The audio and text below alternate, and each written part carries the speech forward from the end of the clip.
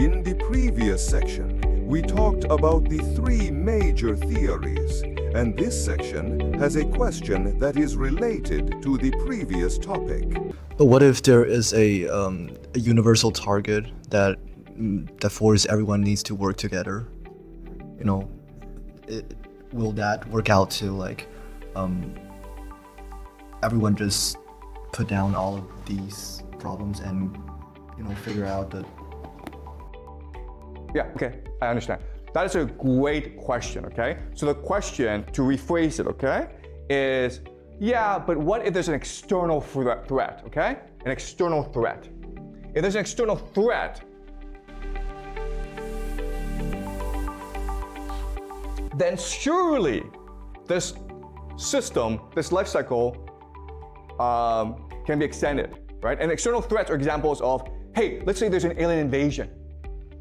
Let's just say China's being attacked by the United States, right? And unfortunately, the answer is, it does not matter. Because once you've reached the point of a megacity, first of all, you're so selfish, you're self-absorbed, you are not aware of external threats. The other issue is, you're no longer capable of working together because you don't trust each other, okay? So the external threats factor doesn't really matter, but that's a great question. Thank you for asking, okay? Yes, in theory, oh my God, if aliens come, then humans would unite. No, that's not what would happen, okay? What would happen is certain factions of humans would try to align with the aliens to conquer everyone else. All right? All right.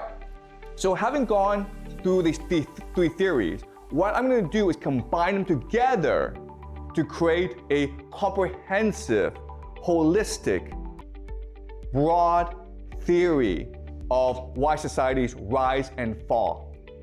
Okay? All right. And the problem with theories is they are simplistic and inaccurate and imprecise.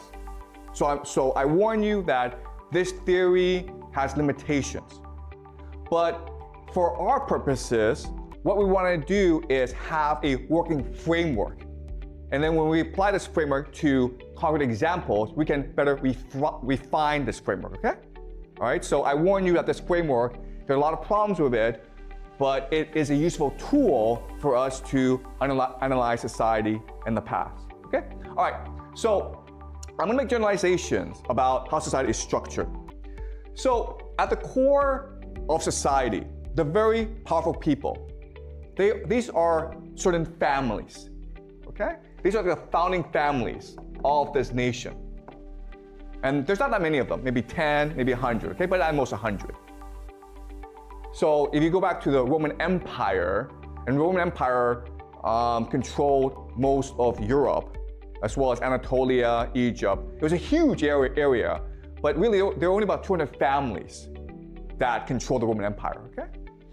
All right, so how these families express power, how they control power in society is through three mechanisms, okay? Three pillars of power.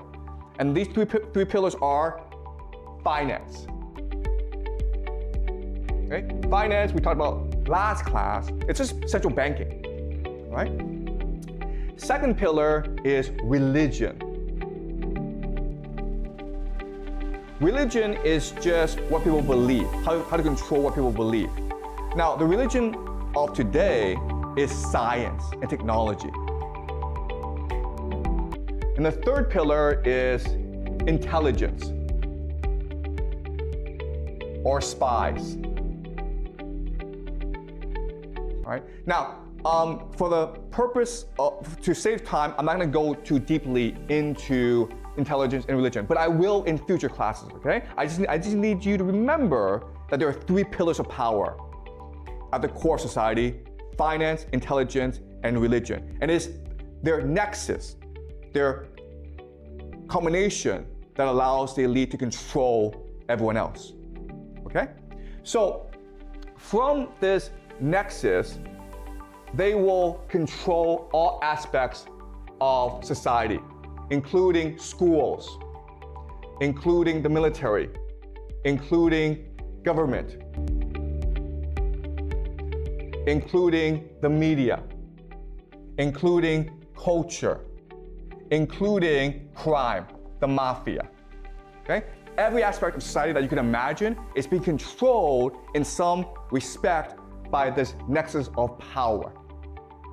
Okay? Also, you have like corporations, right? And then at the outer edge are the people. Okay? The people, because they're so massive, the massive people, they're the ones who generate wealth for society. So this system is designed to create as much energy as possible through the people, okay? Energy. Because the harder the people work, the more wealth is generated in society, right? So a metaphor that we can use is this. Think of society as a corporation. The people are the workers, right? They're the ones who do the real work.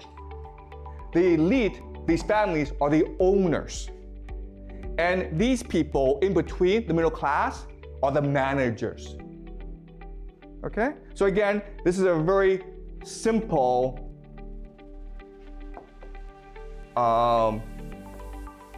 metaphor, and it's not accurate, but it's useful for analysis.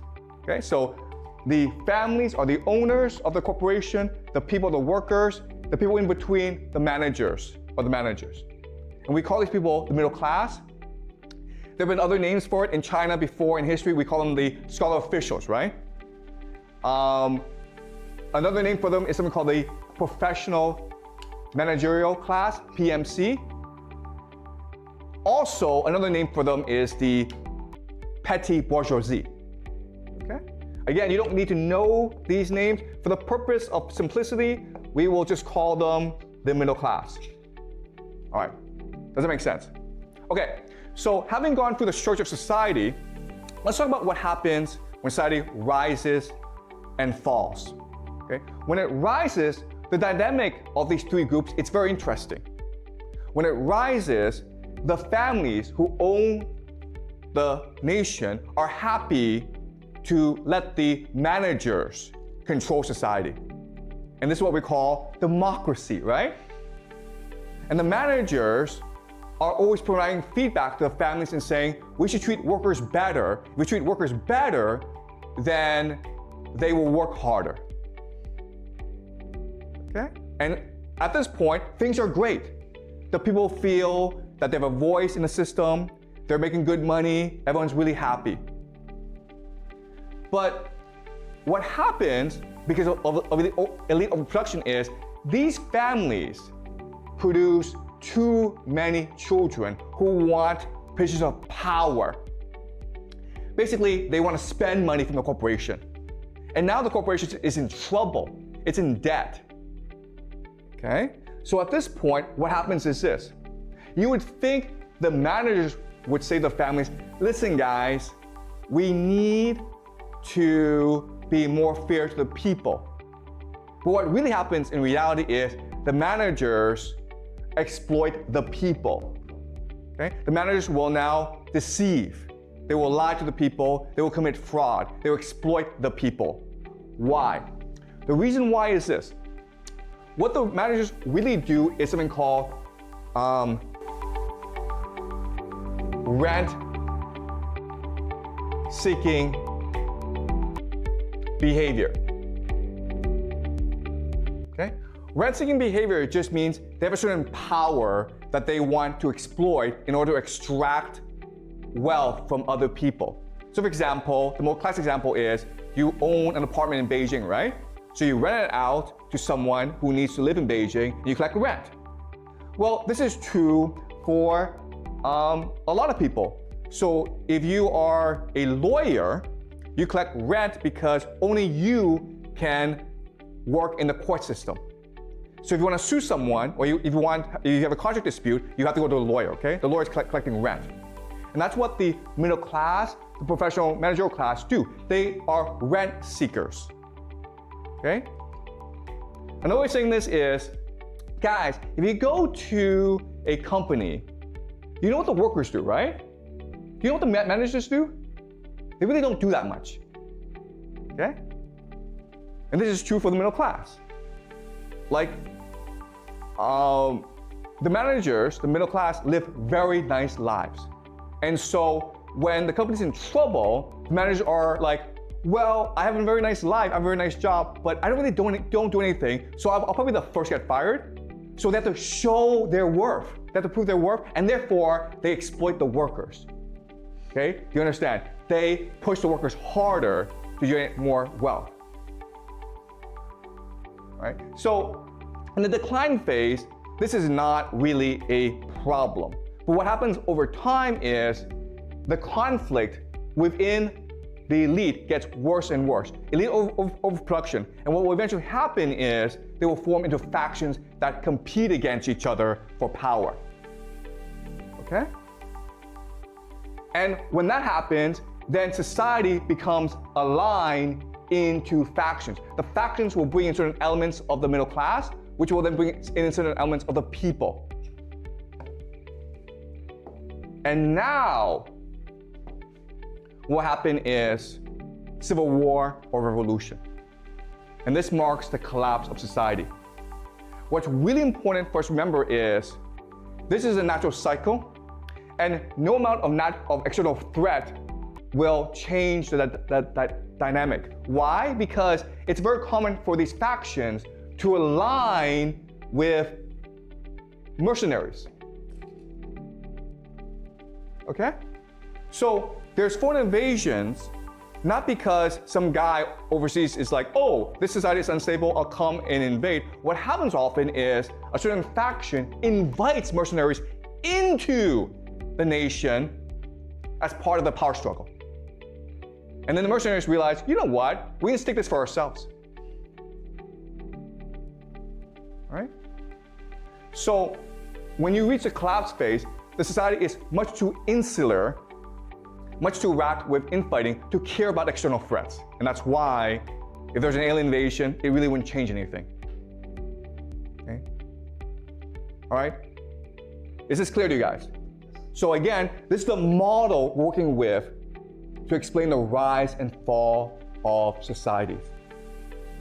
At first, in this system, the elite families are willing to let the managerial class incentivize and motivate the workers to do their best.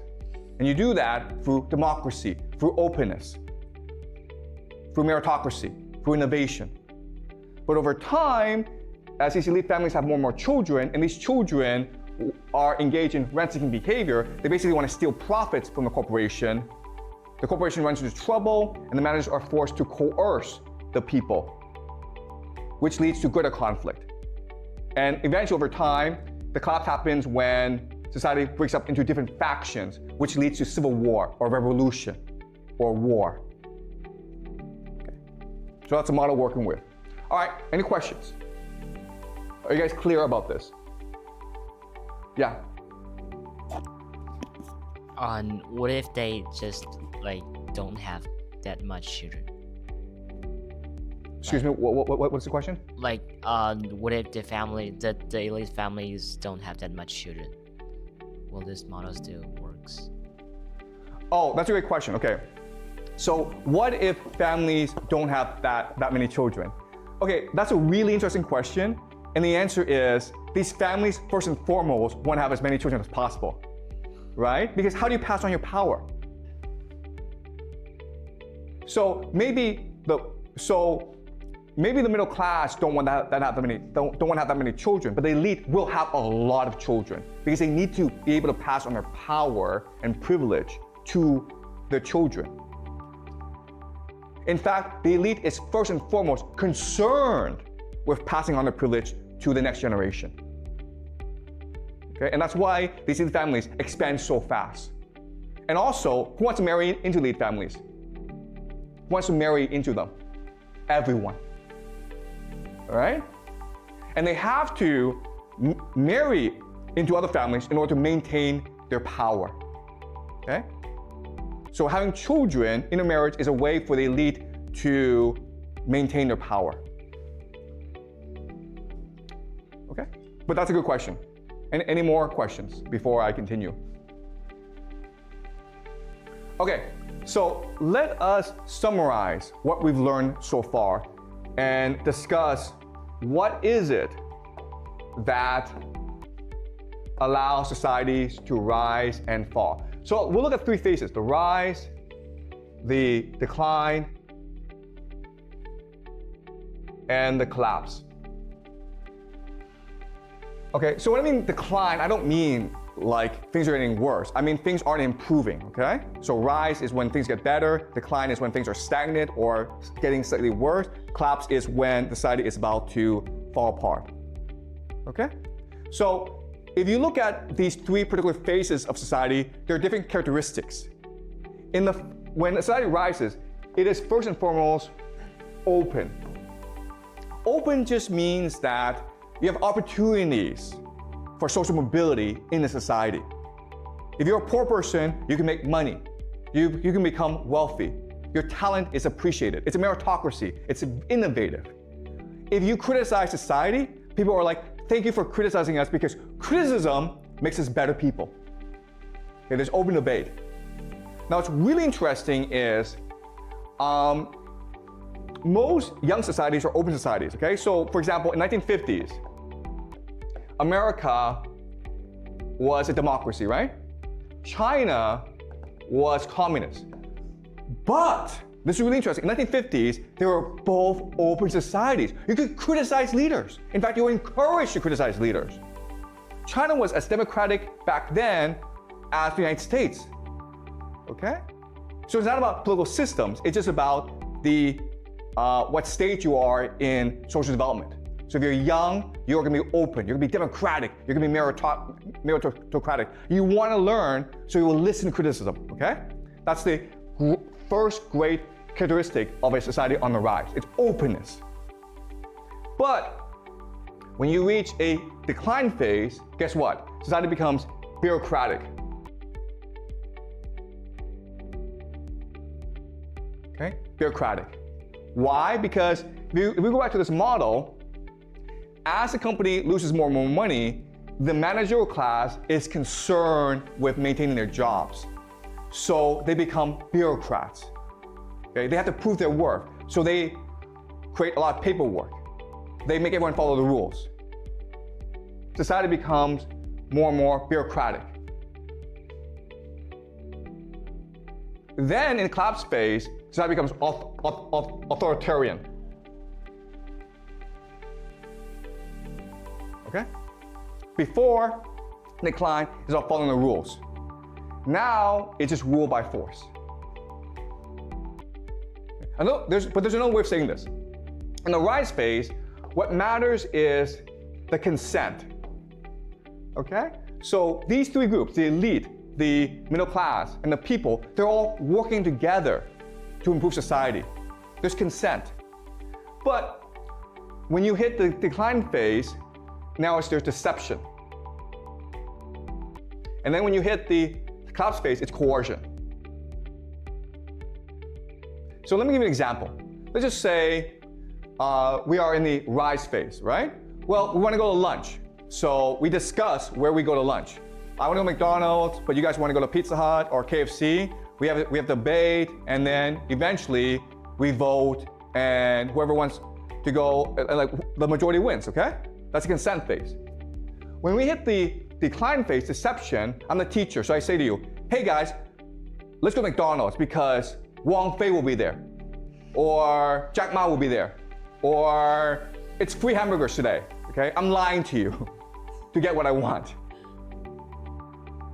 And then in the collapse phase is, I say to you, I'm the teacher and I will beat you up if you don't listen to me. Okay?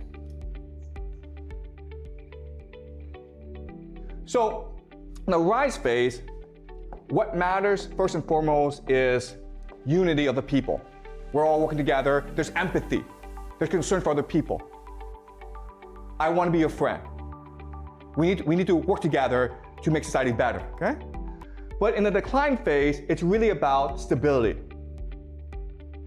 It's about making sure that society maintains a status quo. Okay?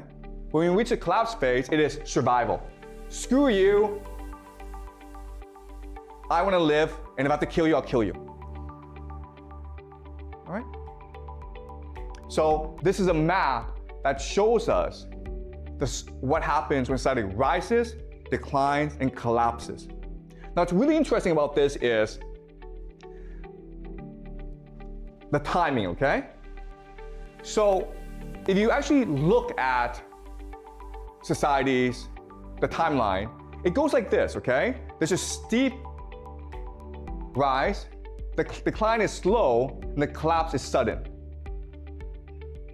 So people think, oh, decline, things get worse, but we follow this trend, we'll still be here, but actually the collapse happens really fast. Why? The reason why is this system cannot survive external shocks. So external shocks is a perfect storm of crises. So another way of saying this is, maybe society prepares for, okay, if there's a plague, we'll do this. If there's a climate crisis, we'll do this. If there's a drought, we'll do this. If there's a war, we'll do this, okay? But what society is not prepared for is these things happening all at once. The plague, the drought, war, revolution, they all happen at once. It's a perfect storm. And that's what leads to the collapse, because society is not prepared for this. Okay? And why is society not prepared for this? Because when you hit the authoritarian phase, you're not allowed to criticize the system anymore. The problem are those who speak out. The problem is those who point out the problems of society. In the rise phase, those who criticize society are the heroes. They are appreciated. They are rewarded. In the collapse phase, those who speak out are the enemies of society. And therefore, society cannot be prepared for any external threats, which leads to its collapse. Any questions? Okay, so this is the analytical model that we're working with. And again, we're gonna apply it to the present, and then we're gonna apply it to the past, okay? So with this analytical model, what we can do is make certain predictions about the future. So I will make these predictions.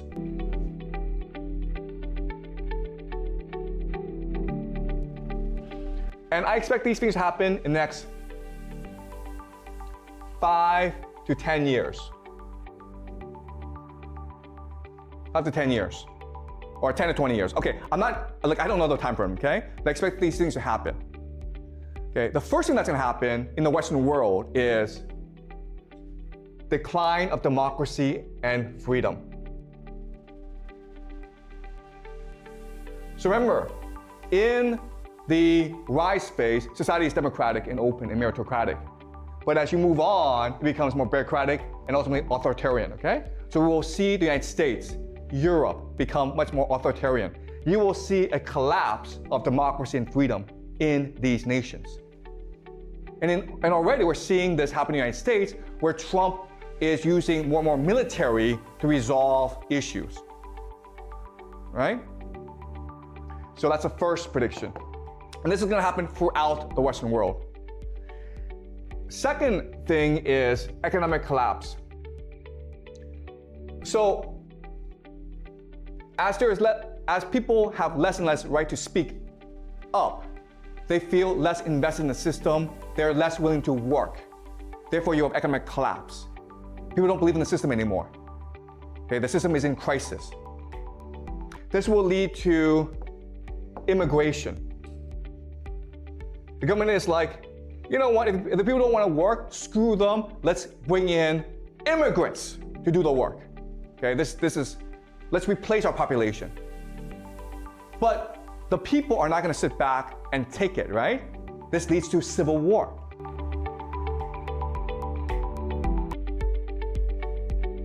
People are now killing each other on the streets. And the government is like, you know what? If we continue to let them fight, eventually they're gonna come after us. So what we'll do is send them off to like these stupid, pointless wars overseas. Okay? So now you have stupid wars. Stupid foreign wars. And these are my 5 predictions for the world for the next 5, 10, 20 years. Okay? Europe and America will see less freedom and democracy. There'll be economic collapse, increased immigration, civil conflict, and then ultimately stupid foreign wars. And I'm not saying this happens in a sequence. I'm saying you'll see all 5 things, okay? But they may happen in different order. Yeah, that's a great question. And the answer is, that's what wars are for. It's to distract the people, right? Because if you don't distract the people, they'll come and revolt against you. So you either send them to a war, or you could have a French Revolution on your hands, right? That's your option. War or revolution? I think war's the better option. That's why we're heading into a world at war. Okay, no, I'm saying, like, if you don't send the people to war, they will revolt against you. So you send them off to war to distract them, to get rid of them.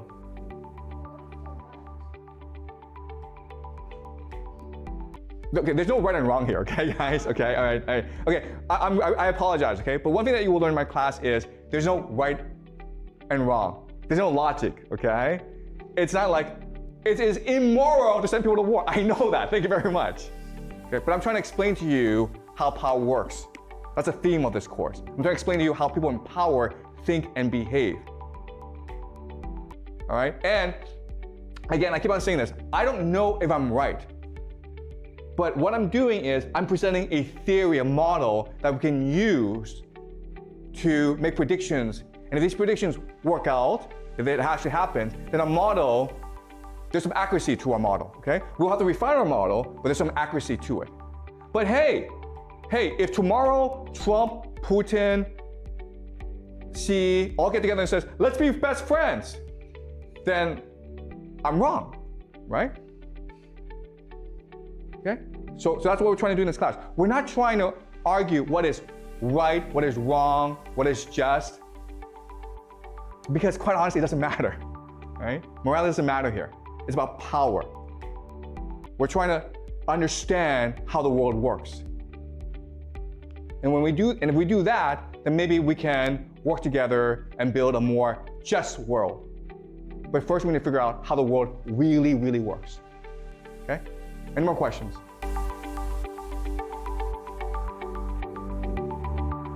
Okay, great guys. So we will continue this story next class. I'll see you guys next class.